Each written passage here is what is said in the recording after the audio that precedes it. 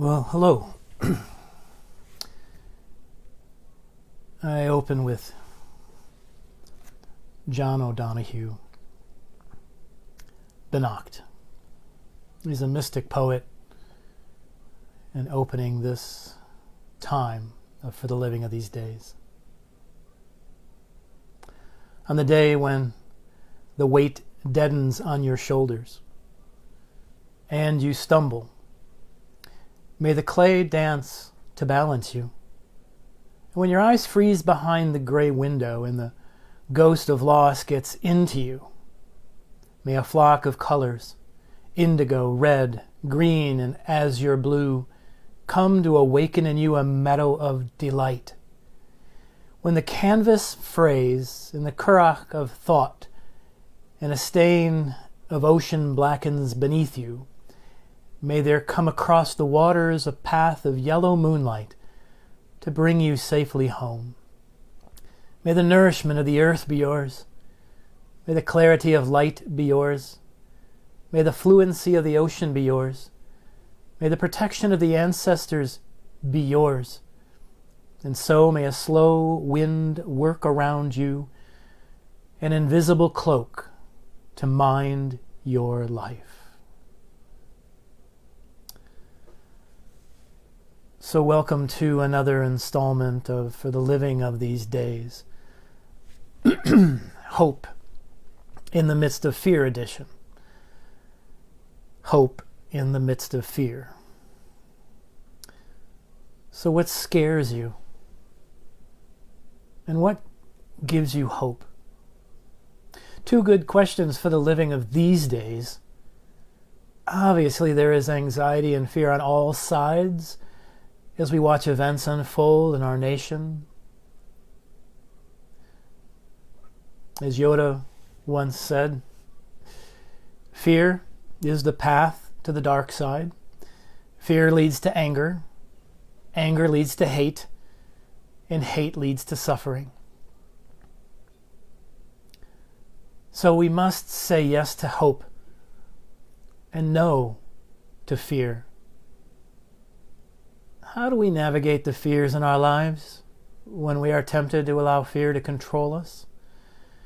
It is the hopes that we hold that give our lives meaning and purpose, don't they?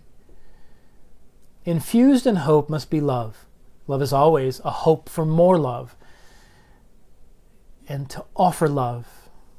We love because God first loved us, and we love one another as we love ourselves. Hope is a component of love. God is love. And our complete and total love for God fills our hopes and dreams, and that is what we must hang on to and allow to hang on to us in the living of these days.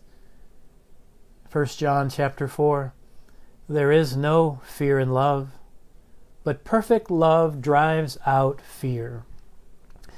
Because fear has to do with punishment.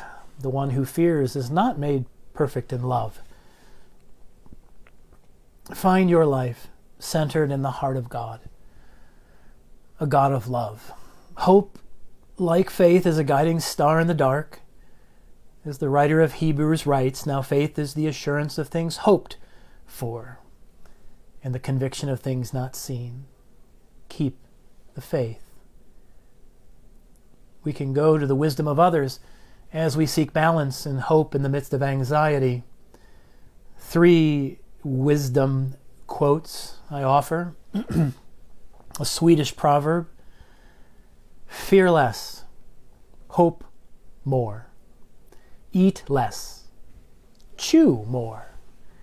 Whine less, breathe more. Talk less, say more. Hate less, love more, and good things will be yours. So fear less, hope more. Know that there is always hope in the light in the darkness, in the darkest times. That Christ is the light of the world, that no darkness can overcome. Take heart, my friends, for hope springs eternal. Nelson Mandela wrote, May your choices reflect your hopes and not your fears. May your choices reflect your hopes and not your fears. Wise words for the choices we make in these days. Another wise woman, Malala Yousafzai, writes, and she was the one of attempted murder by terrorists. She writes, the terrorists thought that they would change my aims and stop my ambitions, but nothing changed in my life except this. Weakness, fear, and hopelessness died. Strength, power, and courage was born. In her adversity, she found the greatest strength, power, and courage. So in your adversity, whatever it is, let hopelessness, fear, and weakness die. Let strength, power, and courage be born. Daily, hourly, minute by minute, whatever it takes. So I say, pay attention to the space in between this anxiety and hope, this time of emergence or transformation. And I'll use a word, liminal. It's a word that has stuck with me over the past year.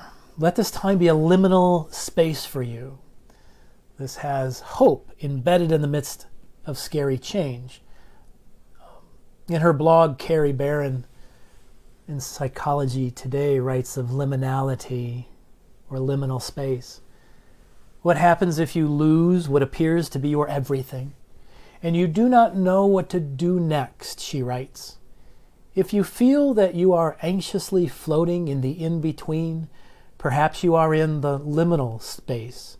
The word liminal comes from the Latin word limens, which means threshold.